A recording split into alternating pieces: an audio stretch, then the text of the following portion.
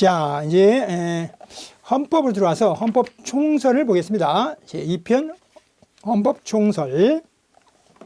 자, 먼저 헌법 총설 부분에서는 일단 헌법의 개념에부터 시작해가지고 쭉 해서 이제 헌법상의 각종 제도까지 보는 게 헌법 총설이고요. 그 다음에 이제 2장이 국민의 기본권이 될 거고요. 그 다음에 3장이 이제 그 기본권을 실현하기 위해서는 국가의 통치 기구가 있어야 되겠죠. 그래서 국가의 통치 기구로 쭉 연결될 텐데 먼저 헌법 총설의 내용들을 보겠습니다. 자, 헌법 총설에는 기본적으로 한 7가지 정도의 소목차가 이루어질 텐데요.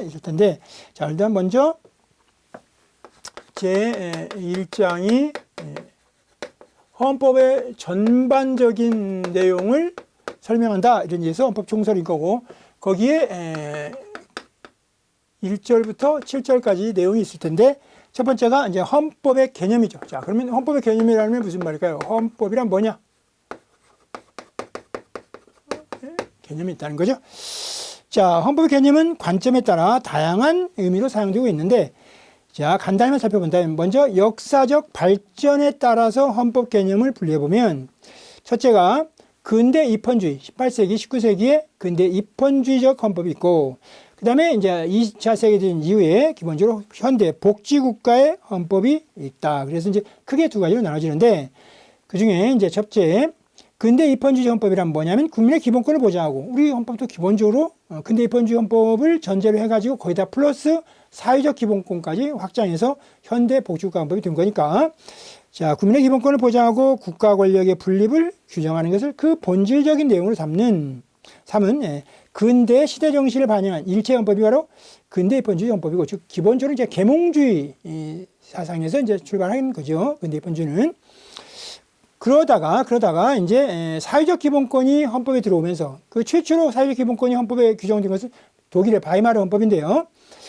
그 이유를 사회적 기본이 들어가 있고 국가가 국민의 기본적인 생활 수요까지 충족해야 한다는 그런 사상적 토대가 헌법에 반영된 게 현대 복지국가 또는 사회국가적 헌법인데, 따라서 현대 복지국가적 헌법이란 모든 국민에게 인간다운 생활을 보장하고 국민의 생활 수준을 향상시킬 의무를 국가가 부담하며 국민에게 이러한 생활의 보장을 요구할 권리를 그 내용으로 하는 헌법이 바로 현대 복지국가 또는 현대 사회국가 헌법이고, 우리나라 헌법은 아주 대표적인 복지국가 헌법에 해당하는 거죠. 그리고 최초의 이 사회국가 헌법 또는 복지국가 헌법은 방금 말씀드린 1919년에 독일의 바이마르 헌법이 있었고, 2차 세계대전 이후로 전 서구 선진국가의 헌법들이 이 부분으로 자연스럽게 이제 이행해 간 거죠.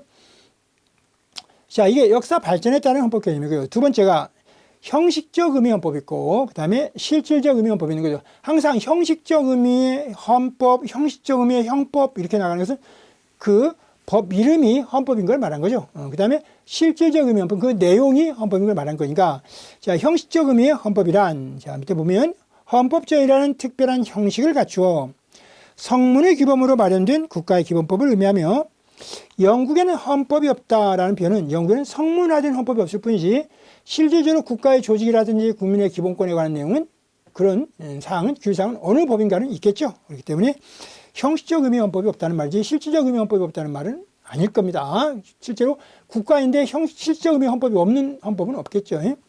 국가는 없겠죠. 자, 그래서 실질적 의미 헌법이란 법 형식을 묻지 않고 국가적 공동생활에 관한 기본적인 사항을 정하고 있는 법규범 전체를 의미하는 거고요.